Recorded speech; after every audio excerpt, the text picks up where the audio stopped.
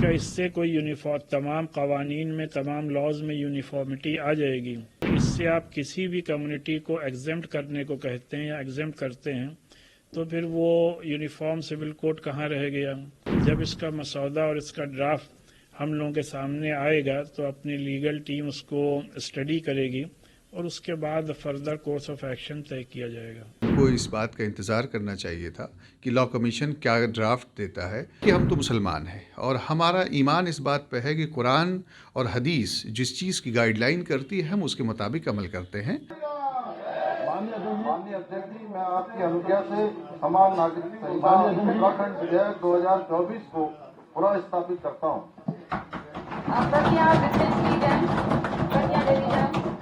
Uniform civil code کا مسئلہ ہے تو آپ سب جانتے ہیں اس کا مطلب یہ ہوتا ہے کہ تمام لاز میں یونیفارمٹی لانا۔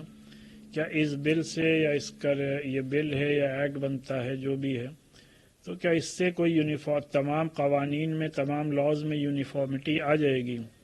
اور پھر آلریڈی اگر اس سے آپ کسی بھی کمیونٹی کو ایگزمپٹ کرنے کو کہتے ہیں یا ایگزمپٹ کرتے ہیں تو پھر وہ یونیفارم سول کوڈ کہاں رہ گیا؟ اور پھر آلریڈی ملک کے کانسٹیٹیوشن کے آرٹیکل 25 میں ہر شہری کو اپنے مذہب پر عمل کرنے کی پوری آزادی دی ہے، اور پھر ریلیجس فریڈم اپنے کانسٹیٹیوشن کا فنڈامنٹل رائٹ ہر سٹیزن کا ہے، تو اس کو کس طریقے سے ختم کیا جا سکتا ہے؟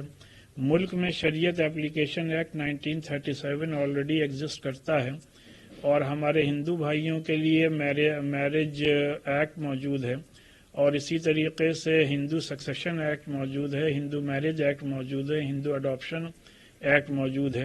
ان تمام قوانین کے ہوتے ہوئے اس طریقے کے یونیفارم سول کوڈ کی ضرورت کیا پیش آ گئی؟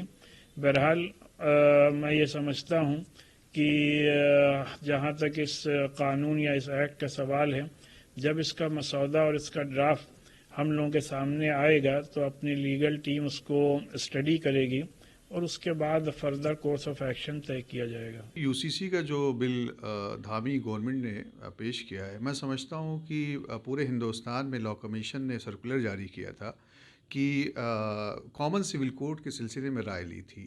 مجھے لگتا ہے کہ ان کو اس بات کا انتظار کرنا چاہیے تھا کہ لا کمیشن کیا ڈرافٹ دیتا ہے، ایک بات۔ دوسری بات یہ ہے کہ آپ یہ دیکھیے کہ 570 پیج کی رپورٹ بنائی گئی ہے، اس رپورٹ میں کیا ہے، ڈرافٹ کیا ہے، کس طریقے کی باتیں اس میں لے کے آئی ہیں، ان تمام چیزوں کو ایگزامن کیا جائے گا۔ اور جہاں تک بات ہے کہ شادی بیاہ کے سسٹم کی، وراثت کی بات کی، لڑکوں کو گود لینے کی بات ہے، تو دیکھیے ہم تو مسلمان ہیں اور ہمارا ایمان اس بات پہ ہے کہ قرآن اور حدیث جس چیز کی گائیڈ لائن کرتی ہے ہم اس کے مطابق عمل کرتے ہیں۔